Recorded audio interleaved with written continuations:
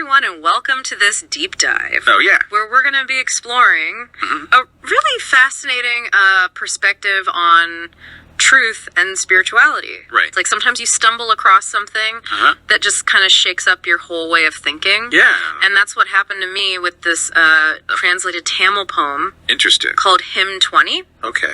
It's almost like, you find this lost scroll whispering secrets about the nature of reality. Interesting. And what's so striking about this poem is how direct it is. Yeah. It doesn't waste any time with introductions. Right. It just dives straight into this powerful critique of the world and everything we think we know. Yeah. It's almost confrontational right from the start.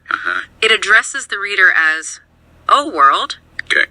And it uses this really vivid imagery. Okay. Comparing the world to having a crooked mind and a monkey-like nature. I mean, what do you make of that? That's powerful. It's not exactly flattering, is it? No, it's definitely provocative. Yeah. It gets your attention, for sure. Yeah. And that monkey mind metaphor. Right. I mean, it resonates even today, doesn't it? Oh, totally. We're all familiar with that feeling of being scattered. Yeah. Distracted. Yeah. Jumping from one thought to another. Yeah. Maybe the poet is suggesting that this constant mental chatter is actually what's preventing us from seeing the truth. Well, it's funny because we actually have a term for that now. Oh, really? Attention deficit. Maybe this poem was onto something centuries ago. Yeah, yeah. But before we get too deep into that, there's another line that really jumped out at me. Okay.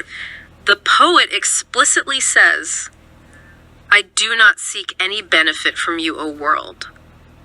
It's like they're saying, hey, I'm not trying to sell you anything or push an agenda here. Right. This is purely for your own good. Right. It's like they're establishing their motive right from the start. Exactly. Yeah. It's not about personal gain. Right. It's a selfless act of sharing a truth the poet believes is crucial. Yeah. But then things take a really interesting turn. Okay, this is where I kind of sat up and took notice. Okay. The poem goes on to say, and I'm quoting here, Yeah. "All religions are full of lies. They are false in essence." Wow.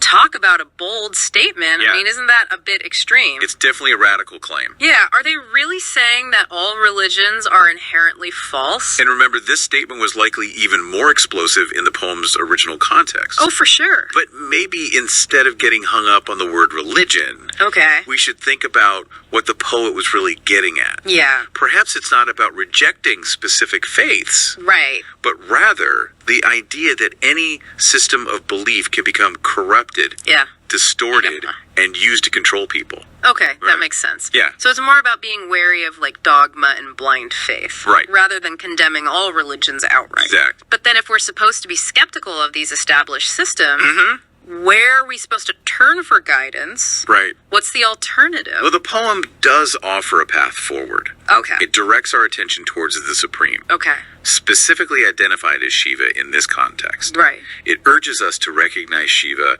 as the true substance, the embodiment of truth.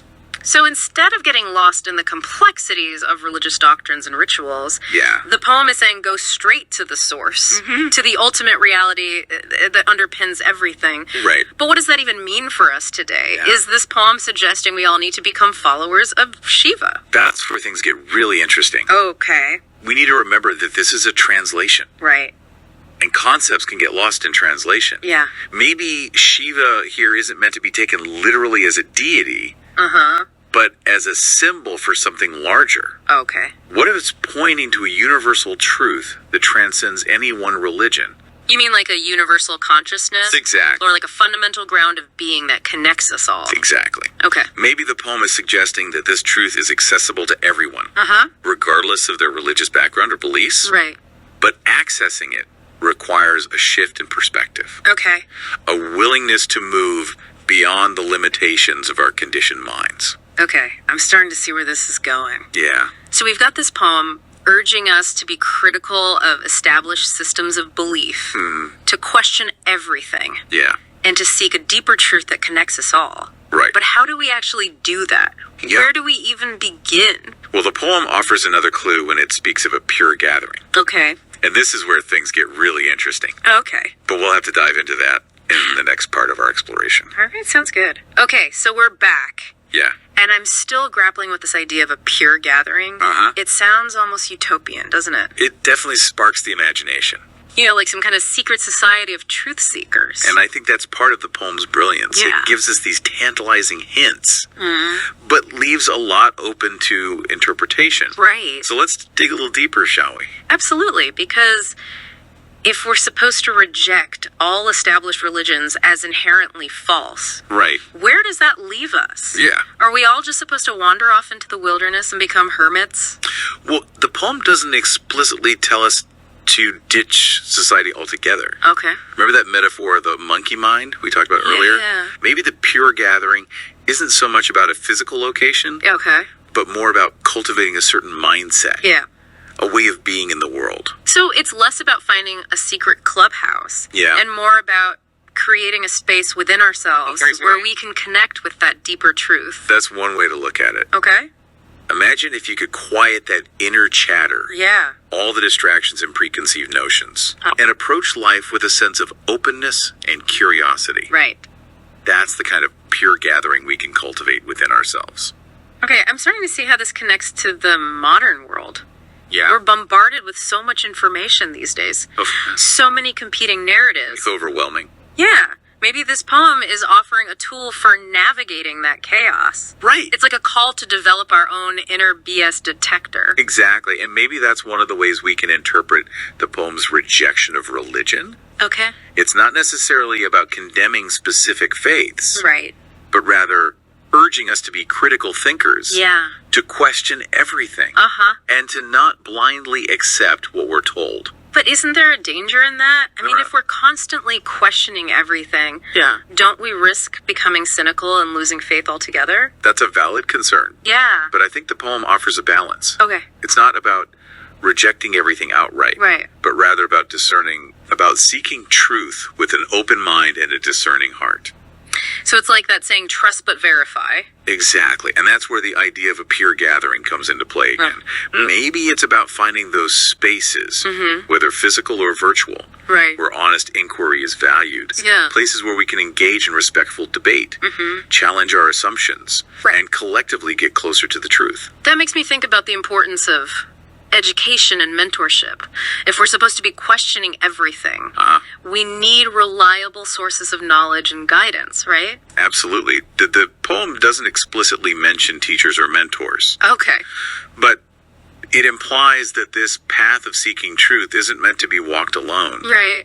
We need guides, Yeah. companions, fellow seekers who can share their insights Right. and challenge us to grow. So maybe another way to interpret the pure gathering is that it's about finding those individuals who are also committed to truth, even if their paths and perspectives are different from our own. That's a beautiful way to frame it. Yeah. It suggests that diversity of thought is actually essential for this journey. Right. By engaging with people who hold different beliefs and experiences, we can refine our own understanding and get a more holistic view of truth. It's like that saying, iron sharpens iron. Exactly. We need those intellectual sparring partners to help us see our blind spots and push us to think more deeply. Absolutely. But even if we cultivate this pure gathering within ourselves and find like-minded seekers out in the world, there's still this big question looming. Right. What about this supreme, the Shiva that the poem points us towards? Do we all need to become followers of Shiva? That's the million-dollar question, isn't it? Yeah. And to explore that further, Okay. we're going to have to take another leap in the next part of our deep dive. All right, so we're back for the final part of our dive into Hymn 20. And I gotta say, this whole conversation about Shiva has me a bit puzzled. Yeah, it's definitely one of the most challenging aspects of the poem. Yeah. Especially for a modern audience. Right. We tend to think in very concrete terms. Right. So when we hear Shiva, we immediately picture a deity with very specific attributes, Right. rituals, and all that. And that's where things get tricky, because the poem is urging us to reject established religions. Exactly. So what are we supposed to do with this supreme being? Right. Ignore it? Yeah. Replace one belief system with another? Maybe it's not about either. Okay. Remember how we talked about the poem encouraging critical thinking? Yeah. Perhaps we need to apply that same critical lens to our understanding of Shiva. What if instead of getting caught up in the literal interpretation, we see it as a symbol. A symbol for what, though? Right. I mean, it's the supreme. Yeah. It has to represent something pretty significant, right? Absolutely. And this is where things get really exciting. Okay. What if Shiva, in this context, represents the ultimate reality? Okay. Not a deity in the traditional sense, but the very ground of being itself. Right.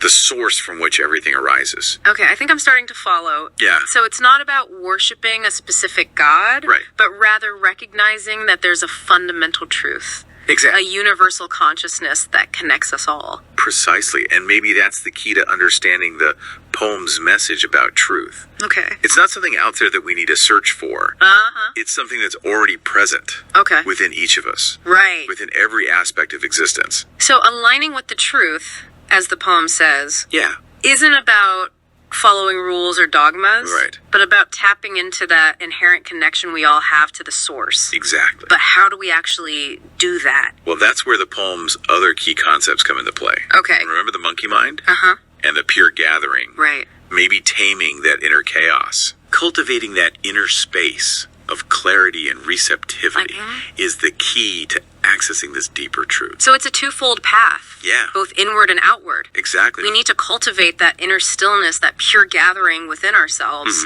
And we also need to seek out those individuals and communities Yeah. that resonate with that same truth. And maybe, just maybe, that's the ultimate message of Hymn 20. Okay.